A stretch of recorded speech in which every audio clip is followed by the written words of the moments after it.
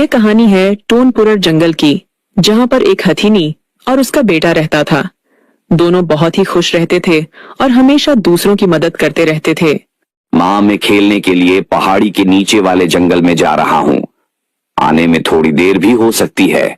माँ, तुम घबराना नहीं और मेरा इंतजार भी नहीं करना। मैं तो शाम तक आ जाऊंगा। ठीक है माँ। अरे बेटा, मैंने तुम्हें कितनी बार मना किया है कि तुम पहाड़ी के नीचे वाले जंगल में जाने की जिद नहीं किया करो।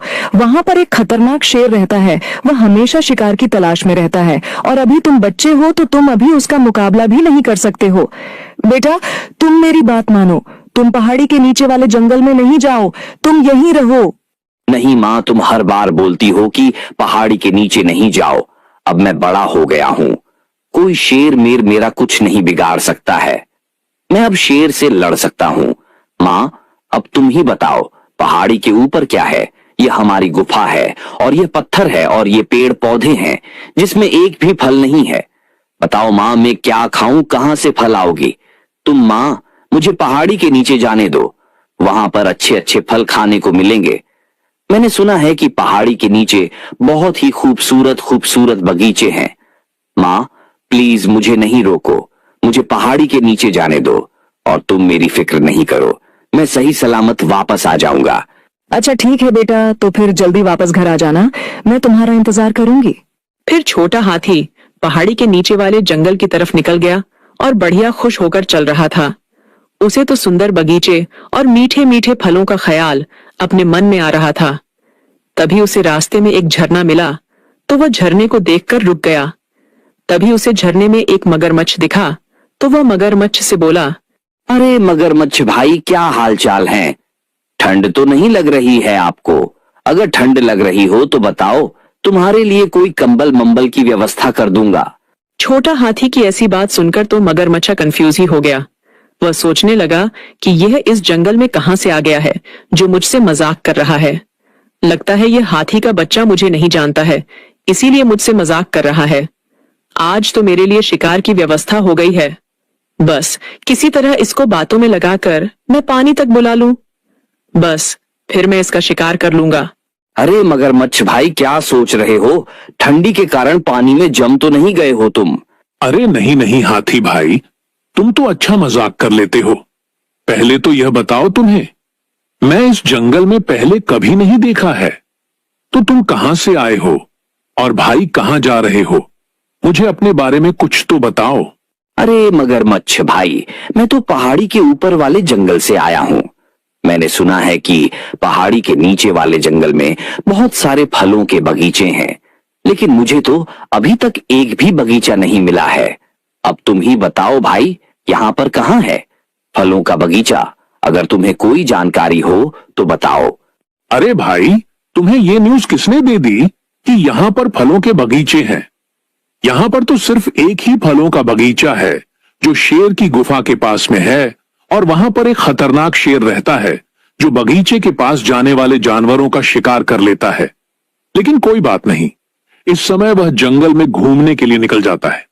अभी तुम फल खाने के लिए जा सकते हो, लेकिन भाई फल खाते खाते तुम्हें प्यास तो लग ही आएगी, इसलिए पहले पानी पी लो और फिर आराम से चले जाओ। कोई दिक्कत वाली कोई बात नहीं है। लेकिन भाई, अगर पानी पीकर नहीं जाओगे तो फिर तुम्हें दिक्कत हो जाएगी, क्योंकि वहां पर पानी की व्यवस्था नहीं है। अरे मगरमच्छ, मैं तुम्हारी चाल अच्छे से समझता हूँ। इतना तो मैं जानता हूँ कि तुम पानी के बहाने मेरा शिकार करना चाहते हो। इतना कहकर छोटा हाथी वहां से आगे बढ़ गया। एक शेर जंगल में शिकार की तलाश में घूम रहा था। तभी उसे अचानक से एक हिरण दिखा तो फिर उसने उस हिरण का शिकार कर लिया। अरे भाई, इसका शिकार करके तो मुझे मजा ही आ गया। मैं तो कब से किसी शिकार की तलाश कर रहा था। क्या खूब किस्मत है मेरी, मैं कितने अच्छी टाइम पर यहां आया हूं। अब तो मजा ही आ गया। काश रोज इतने टाइम मुझे ऐसा ही एक हिरण मिल जाए तो मजा ही आ जाए। चलो अब यहां से चलता हूं। आगे चलकर क्या पता एक और शिकार मिल जाए तो उसको पकड़कर रख लूंगा कल के लिए। फिर शेर शिकार की तलाश में आगे बढ़ गया। तभी अचानक से एक पेड़ शेर के ऊपर गिर गया और शेर उसमें फंस गया। फिर शेर दर्द के मारे चिल्ला उठा, अरे रे, मैं तो मरा ही जा रहा हूं, मुझे बचाओ कोई, ऐसे तो मेरी जान ही निकल जाएगी। अरे सुनता है कोई? अरे कोई है क्या? इस जंगल में मुझे बचाओ रे, मेरे ऊपर पेड़ गिर गया है, अब मैं कैसे निकलूं यहां से? अरे कोई सुनता है रे? अगर कोई सुन रहा हो तो मुझे बचा लो। मैं इस जंगल का राजा शेर हूं और मैं इस पेड़ के नीचे फंस गया हूं। अरे बचाओ रे कोई मुझे।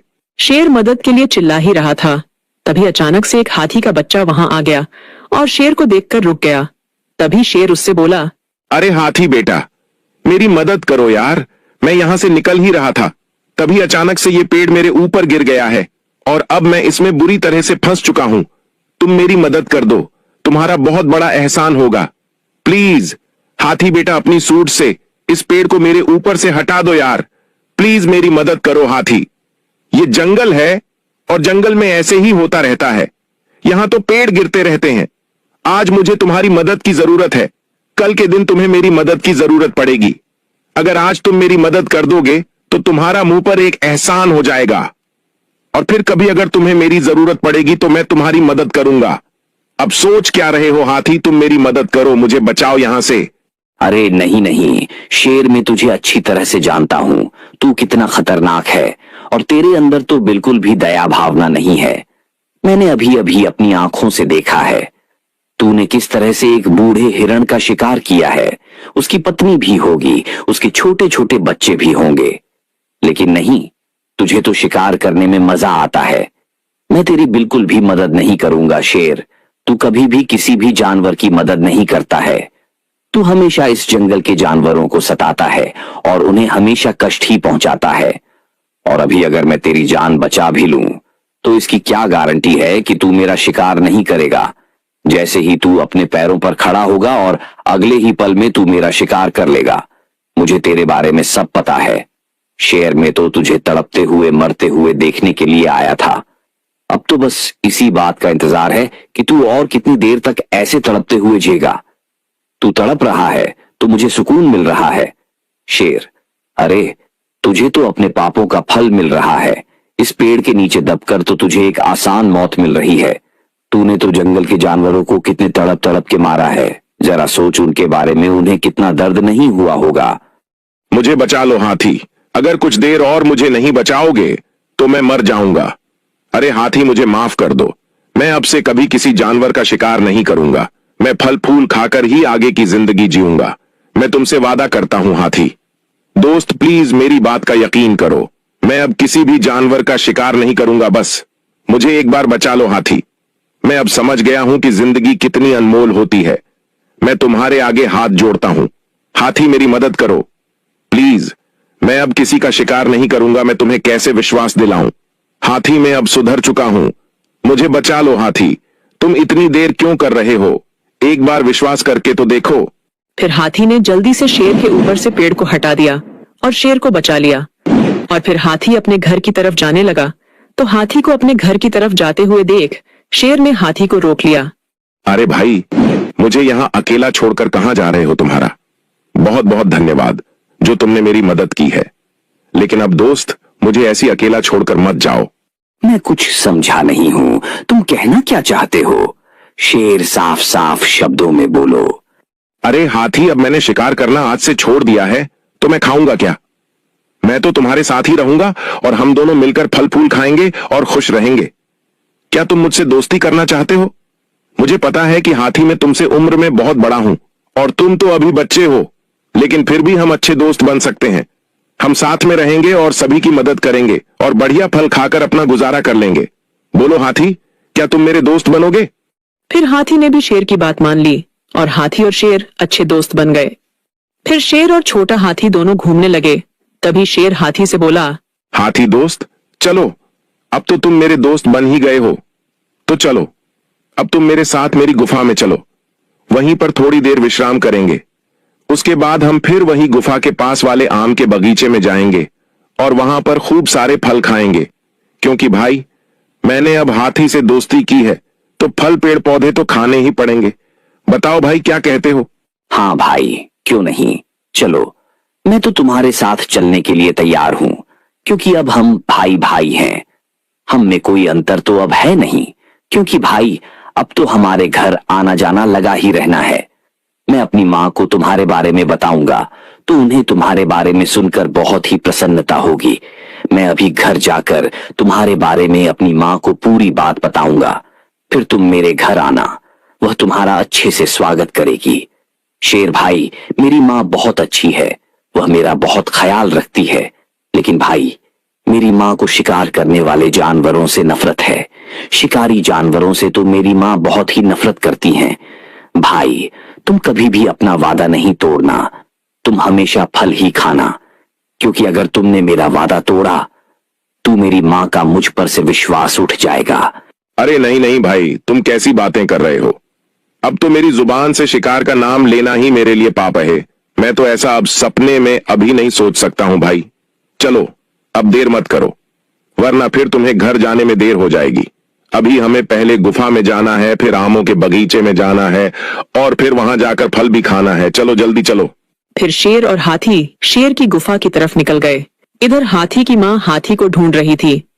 तभी उसे अचानक से एक भालू दिख गया, तो उसने भालू से पूछा, अरे भालू भाई, कहाँ जा रहे हो? क्या तुम्हें मेरा छोटा हाथी दिखा क्या? मैं तो उसे सुबह से ही तलाश कर रही हूँ, पता नहीं कहाँ चला गया है।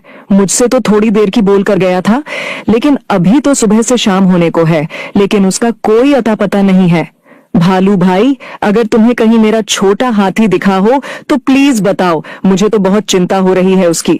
पता नहीं कहाँ होगा, किस हाल में होगा। वैसे भी इस जंगल में बहुत ही खतरनाक शेर रहता है, जो शिकार करते टाइम ना तो ये देखता है कि कोई बच्चा है, ना तो ये देखा है कि कोई बूढ़ा है। उसको तो बस शिकार से ही मतलब है। हाँ हथिनी बहन, शेर तो खतरनाक है, लेकिन तुम्हारा बेटा तो और भी ज्यादा खतरनाक है। उस शेर से दोस्ती करके उसी के साथ घूम रहा है। अभी थोड़ी देर पहले वह दोनों मुझे यहां से जाते हुए दिखे थे। दोनों बहुत ही खुश थे और बढ़िया हंसते हंसते घूम रहे थे और बहुत सारी बातें भी कर रही थे।